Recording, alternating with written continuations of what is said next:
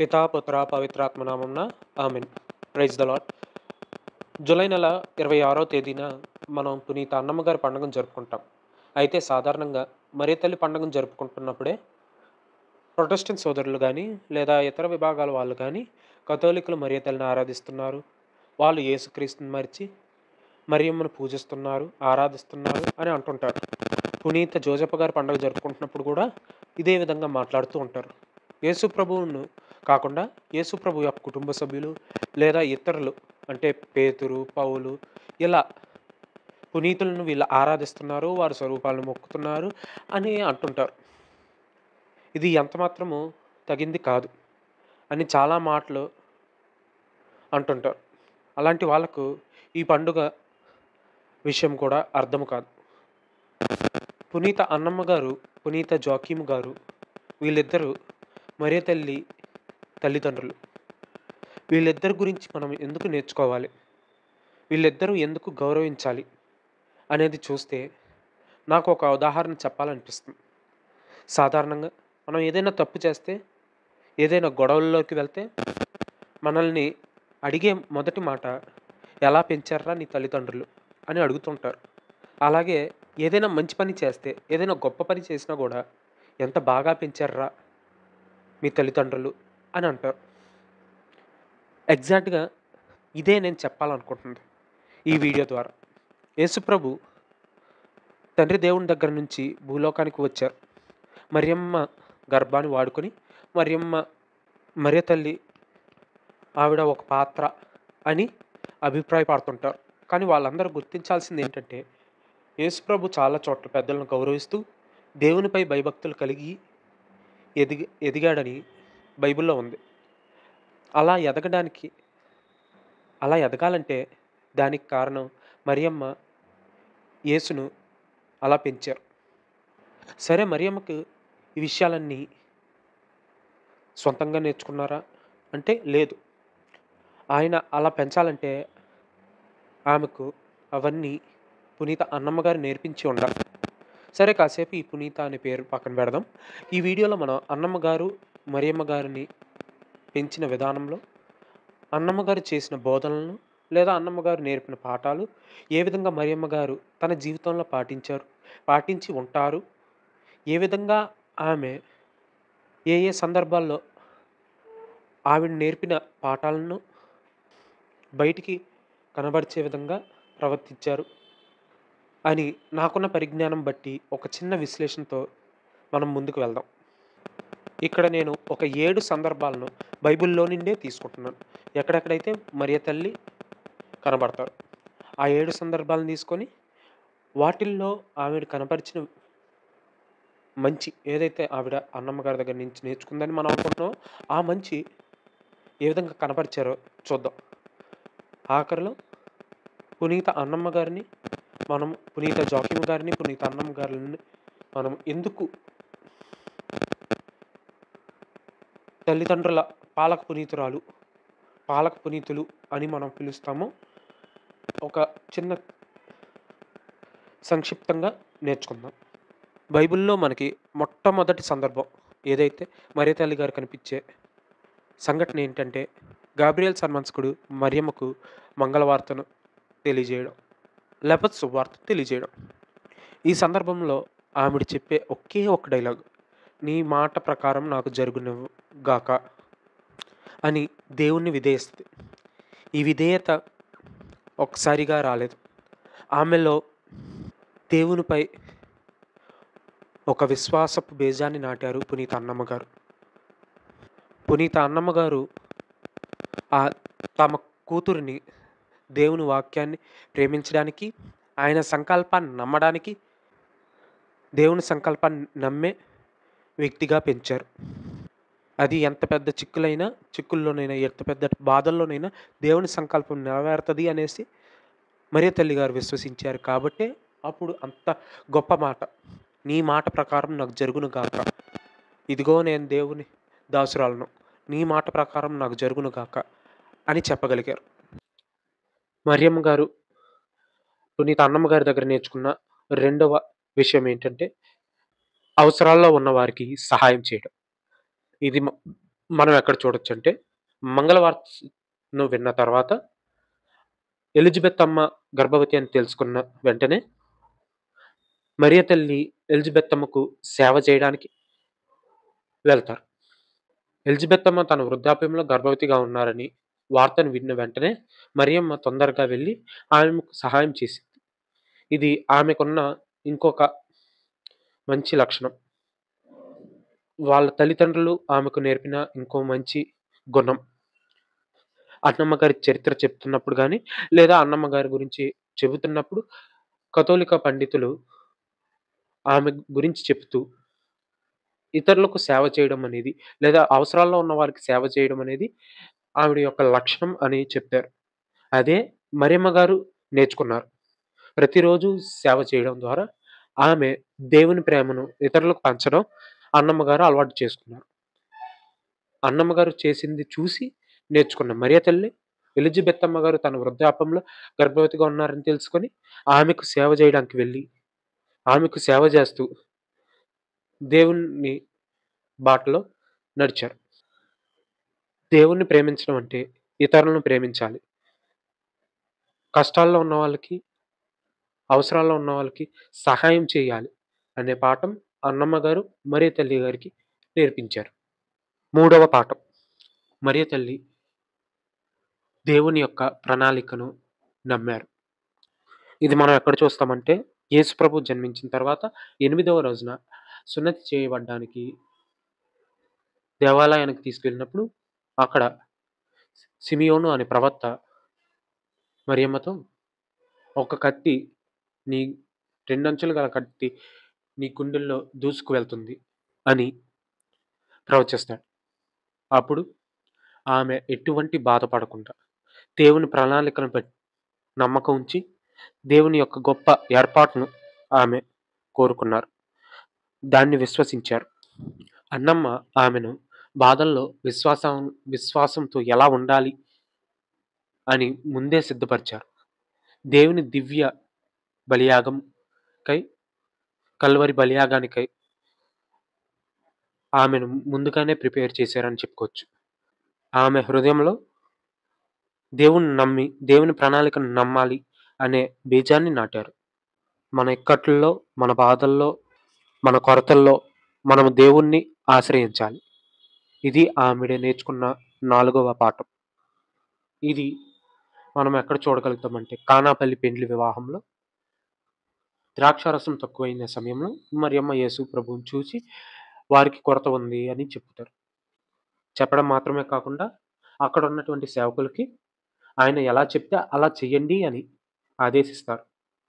దానితో దాని ద్వారా దేవునిపై పూర్తి విశ్వాసము, నమ్మకము ఉంచి మన అవసరాల్లో, మన లేమిలో గూడా దేవుణ్ణి ఆశ్రయిస్తే అది గ్యారంటీగా నెరవేరుతుంది అని మనకి ఒక గొప్ప ఉదాహరణనిచ్చారు. ఈ ఉదాహరణను పెట్టుకునే మనం మరియ తల్లి గారిని, "అమ్మా, కానాపల్లిలో నువ్వు ఆ కొరతను తీర్చావు. అదే విధంగా మాకు మా జీవితాల్లో ఉన్న కొరతలను తీర్చమని" మనం ప్రార్థిస్తున్నాం. ఈవిడ ఆవిడ ఆ కొరతను గుర్తించి అది యేసుప్రభువుకి చెప్పడం అనే విషయాన్ని అన్నమ్మ మరియమ్మ గారికి నేర్పారు. ఏ విధంగా అన్నమ్మ మరియమ్మ గారికి ఇతరుల అవసరాలు తీర్చడం చూపించారు. ఆవిడ దగ్గరకొస్తున్న, ఇందాక మనం ఎలాగైతే చెప్పుకున్నాం, ఇతరులు ఎవరెవరైతే ఉన్నారో వాళ్ళు అన్నమ్మ గారి దగ్గరకొచ్చి పలానా, పలానా అవసరం ఉంది అని చెప్పినప్పుడు, అన్నమ్మ గారు ఆమెకు తోచిన సహాయం చేయగలిగారు. కానీ మరియమ్మ గారు అదే గుర్తు చేసుకొని తన కుమారుడిని ఆ అవసరాన్ని తీర్చమని ఆమె చెప్పారు. అలా చెప్పడం వల్లనే మొట్టమొదటి అద్భుతం అక్కడ జరిగింది. ఐదవ పాఠం, వినయముతో ముందు దేవుని పని, ముందు దేవుని వాక్యం, దేవుని పని జరగాలి. తర్వాతే మన పని. అంటే ముందు దేవునికి ప్రాముఖ్యతను ఇవ్వాలి అనేది ఆమె నేర్చుకున్నారని నేను అనుకుంటున్నా. ఇది ఏ విధంగా అంటే, పునీత్ జోకీమ్ గారి చరిత్ర చూస్తే ఆయన ఒక గొర్రెల కాపరిగా కనబడుతున్నారు. ఆయన ఎంతో భక్తిపరుడని, దేవుని యందు ప్రేమ కలిగి ఉన్నారని, దేవుణ్ణి గౌరవించడంలో ప్రాధాన్యతను ప్రదర్శించారని చెప్పుకుంటారు. అన్నమ్మ గారు గూడా ఆయన్ని అనుసరించి దేవునికి మొదటి స్థానాన్ని ఇస్తూ జీవించేవారు. ఇది చూసిన మరియమ్మ నేర్చుకున్నది ఏమిటనగా దేవుని యందు దేవునికి మనం ఇంపార్టెన్స్ ఇస్తే ఆయనే మనల్ని నడిపిస్తాడు అని నమ్మారు. సరే ఈ విషయం నీకెక్కడ కనపడుతుంది బైబిల్‌లో అంటే, యేసు ఒక చోటను బోధిస్తున్నప్పుడు యేసు ప్రభు నన్ను క్షమించాలి. యేసు ప్రభు ఒక చోట బోధిస్తున్నప్పుడు మరియమ్మ, యేసు సోదరులు వచ్చి బయట వేచి ఉన్నారని యేసు ప్రభుకి జనసమూహంలో ఒకడు చెప్తారు. మరియమ్మ ఇంటి బయట నిలబడి ఉండంగా యేసు ప్రభు లోపల బోధిస్తున్నారు. ఆమె లోపలికి వెళ్ళలేదు. ఆ ప్రసంగాన్ని లేకపోతే ఆయన బోధననో, ఆయన పరిచర్యనో అడ్డుకొని తల్లినొచ్చాను, తల్లితో మాట్లాడవా అని ఆయన్ను ఆమె ప్రశ్నించడం గాని చేయలేదు. ప్రసంగం అంతా అయిపోయాక ఆమె ఆయన్ని కలుసుకున్నారు. నిశ్శబ్దంగా దేవునికి ప్రార్థించడం. కష్ట సమయాల్లో దేవునికి ప్రార్థించడం. ఇది ఆమె నేర్చుకున్న 6వ పాఠం. అన్నమ్మ, జోక్యంలకు 40 సంవత్సరాలు పైగా బిడ్డలు లేరు. ఆ సమయంలో జోక్యం గారు 40 రోజు కఠినమైన ఉపవాస దీక్షను చేసి దేవునికి మొరపెట్టుకొనున్నారు. అన్నమ్మ కూడా ఎంతో మొరపెట్టుకోగా వాళ్ళకు వృద్ధాప్యంలో కలిగిన సంతానమే మరియ తల్లి. అంత గొప్ప విశ్వాసం కలిగి ఉన్న తల్లిదండ్రుల బిడ్డ మన మరియ తల్లి గారు. ఇప్పుడు ఈ విషయం ఎందుకు చెప్తున్నానంటే, అన్నమ్మ, జోక్యంలు వాళ్ళు ఈ 40 సంవత్సరాలు ఎందరో వారి చుట్టుపక్కల వారు గాని, వాళ్ళకి తెలిసిన వారు గాని ఎన్నో సూటిపోటి మాటలు మాట్లాడుండొచ్చు సంతానం లేదని. అలాంటి సమయాల్లో గూడా వాళ్ళు దేవుణ్ణి వదలకుండా దేవుణ్ణి ప్రార్థిస్తూ, దేవుని ప్రార్థన ఆన్సర్ చేస్తారని విశ్వసించి ఆయన ప్రార్థన చేస్తూనే ఉన్నారు. అదే మరియమ్మ గారు నేర్చుకున్నారు. అదే మరియమ్మ గారు కనబరిచారు. ఇదక్కడ మనకు కనబడుతుంది. యేసు ప్రభు శిలువను మోసుకొని వెళ్తున్నప్పుడు తన తల్లి ఎదురవుతుంది. ఆమె నిశ్శబ్దంగా ప్రార్థించింది. ఆమె గుండె బాధతో నిండిపోయినా ఆమె విశ్వాసం నలగలేదు. ఆనాడు ఎందరో సూటిపోటి మాటలతో బాధిస్తుండగా అన్నమ్మ గారు అవన్నీ భరించి ఆ బాధను దిగమింగుకొని దేవుని ప్రేమను, దేవుని ప్రార్థించడంలో నిమగ్నమై ఉన్నారు గాబట్టే ఎలాంటి బాధల్లోనైనా దేవుణ్ణి ప్రార్థించాలి అనే గొప్ప గుణాన్ని మరి తల్లి గారికి నేర్పగలిగారు. అదే ఆవిడ ప్రదర్శించగలిగారు. చివరిది, ఏడవది, ఆఖరిది. అందరూ సూటిపోటి మాటలు మాట్లాడుతున్నా పునీత అన్నమ్మ గారు గాని, పునీత జోకీమ్ గారు గాని ఎక్కడికి పారిపోకుండా, లేకపోతే వేరే చోటకి నివాసం మార్చుకోకుండా ఉన్నారు. లేదా ఇంకో విధంగా చెప్పుకోవాలంటే ఆమె తన వృద్ధాప్యంలో గర్భవతి అయినప్పుడు గూడా ఎంతోమంది ఎగతాళి చేసుండొచ్చు. ఎంతోమంది ఎన్నో మాటలనుండొచ్చు. అలాంటి సమయాల్లో ఆమె నిష్ ఒక దేవునిపై భారం వేసి అక్కడే ఉన్నారు. ఇది మనకి మరి తల్లి గారి జీవితంలో కనపడుతుంది. అంతా ఇంక సమాప్తం అయిపోయింది. యేసు ప్రభు ప్రచారం గాని, యేసు ప్రభు చేసిన బోధనలు గాని అన్నీ కనుమరుగైపోయినియి. ఆఖరికి ఆయన సిలువ మోయడం గూడా చూసాం. చివరాఖరికి ఆయన సిలువ మీద ఉన్నప్పుడు, సిలువ కింద ఆయన తల్లి అయిన మరియమ్మ గారు అక్కడే ఉన్నారు. అక్కడే ఉండి మౌనంగా ఆ సిలువను చూస్తూ ఉండిపోయారు.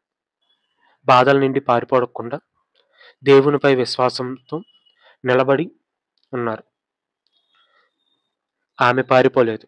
ఆమె ఎక్కడ ఆగిపోలేదు. యేసు ప్రభుతో పాటు ఆ సిలువను మోసుకుంటూ వెళ్తున్న యేసు ప్రభువుతో పాటు ఆయన వెనకాలే కల్వరి కొండపై వరకు ఆమె వచ్చారు. అక్కడ మౌనంగా ఆ చివరి క్షణాల్లో కూడా దేవునిపై ఆధారపడి కొడుకు చేస్తున్న కర్తవ్యాన్ని చూస్తూ బాధపడుతూ నుంచున్నారు. దేవుడు ఏదో ఒక అద్భుతం చేస్తారని విశ్వసిస్తూనే ఉన్నారు. సరే 7 విషయాలు మనం ధ్యానించాం. ఈ 7 విషయాల్లో గూడా మరియమ్మ గారి గురించే వస్తుంది ప్రతి చోట గాని, ఎక్కడ అన్నమ్మ గారు మనకు కనపడట్లేదే. అసలు ఆవిడ గురించి చెప్పకుండా, మరియ తల్లి గారి గురించి, యేసు ప్రభు గారి గురించి, వాళ్ళిద్దరూ బైబిల్‌లో ఎక్కడెక్కడ ఏమేమి చేశారనే పనుల గురించి మాత్రమే మనం విశ్లేషించుకుంటూ వచ్చాం కదా! అన్నమ్మ గారు ఎక్కడ? అని మీకు ప్రశ్న రావచ్చు. అన్నమ్మ గారు గాని, జోకీమ్ గారు గాని వారిరువురు దంపతులు. వాళ్ళ పాత్ర ఎలాంటిదంటే, ఒక చీకటి గదిలో వెలుగుతున్న క్రొవ్వొత్తును తీసుకుంటే, క్రొవ్వొత్తు నుంచి వచ్చే వెలుగు యేసుప్రభు. క్రొవ్వొత్తుపై మండుతున్న మంట మరియ తల్లి. చీకటిగా ఉన్న ఆ గదికి వెలుగు రావాలి అంటే, ఆ కాంతి యేసుప్రభు. ఆ కాంతి అంత ప్రజ్వలించాలంటే మంట మరియ తల్లి. ఆ మంట అంత బాగా రావాలంటే అందులో ఇంధనం లేదా దాని కింద ఉన్నటువంటి క్రొవ్వు ఏదైతే ఉందో అది జోకీము, అన్నము. వీళ్ళిద్దరూ ఏ విధంగా అయితే ఆ క్రొవ్వొత్తు కరిగిపోతూ వెలుగునిస్తున్న ఆ మంటలో కరిగిపోతుందో, యేసుప్రభు, మరియ తల్లిని మనం కొనియాడుతున్న విధంగానే లేదా వాళ్ళని గౌరవిస్తున్న విధంగానే వీళ్ళిద్దరిని గౌరవించాలి. ఎందుకంటే కొవ్వొత్తు లేకపోతే పై మంట లేదు. పై మంట లేకపోతే ఆ రూమ్‌కి వెలుగు లేదు. ఇందుకోసమే పునీత అన్నమ్మ జోక్యంలను తల్లిదండ్రులకు పాలక పునీతులుగా లేదా అవ్వాతాతలకు పాలక పునీతులుగా కథోలికా శ్రీ సభ గౌరవిస్తూ ఉంటది. కారణం వారు సంపూర్ణమైన బిడ్డను పెంచారని కాదు. ఒక విశ్వాసవంతురాలిని పెంచారు. ఆమె దేవుని తల్లి అయ్యారు. ఈరోజు ప్రియమైన తల్లిదండ్రులు, తాత, అమ్మలు పునీత అన్నమ్మ జోకీముల వైపు చూడాలి. వారు మరియ తల్లిని ఎలా పెంచారో తెలుసుకోవాలి. ధైర్యము, దేవుని యందు భయభక్తి, దేవుని యందు విశ్వాసము, దేవుని ప్రణాళిక యందు నమ్మకము, మౌనంగా ప్రార్థించడం, మన అవసరాలే కాకుండా ఇతరుల అవసరాల కోసం కూడా దేవుణ్ణి ప్రార్థించడం, వాళ్ళ అవసరాల కోసం పన్ మనం చేయగలిగిన శాయశక్తి సహాయాన్ని మనం చేయడం, ఇలాంటివి నేర్పించగలగాలి. అప్పుడే దైవరాజ్యం అనేది స్థాపించబడతది, విస్తరించబడతది. నిన్నటి వీడియోలో మనం చెప్పుకున్న విధంగా దైవరాజ్యము ఆవగింజలాగా చిన్నగా ఉన్నప్పటికీ అది భూమిలో పడి ఒక మహావృక్షం అవుతుంది. అదే విధంగా మన మధ్యనున్న ఈ చిన్న పిల్లలు ఏ విధంగా అయితే ఇప్పుడు చిన్నవారైనప్పటికీ రేపటి రోజున వారు నేర్చుకొని వారు అదే ప్రదర్శించగలుగుతారు. చివరిగా దేవుని మాట ఒకటి బైబిల్‌లో నుంచి మనం చదువుకుందాం. సామెతల గ్రంథము 22 అధ్యాయము 6 వచనం. బాలునికి తాను నడవలసిన మార్గమును గూర్చి బోధింపుడు. పెరిగి పెద్దవాడైన పిదప ఆ త్రోవను అతడు విడువడు. మన కుటుంబాల్లో ఉన్న తల్లిదండ్రులు గాని, లేదా పెద్దలకు గాని దేవుడు చెప్తున్న సందేశం ఇదే. మీ పిల్లలను మంచి మార్గంలో నడిపించండి. అది వాళ్ళు ఎప్పటికీ విడవరు. పునీత అన్నమ్మ జాకీములారా మా కొరకు, మా తల్లిదండ్రుల కొరకు ప్రార్థించండి. ఆమేన్.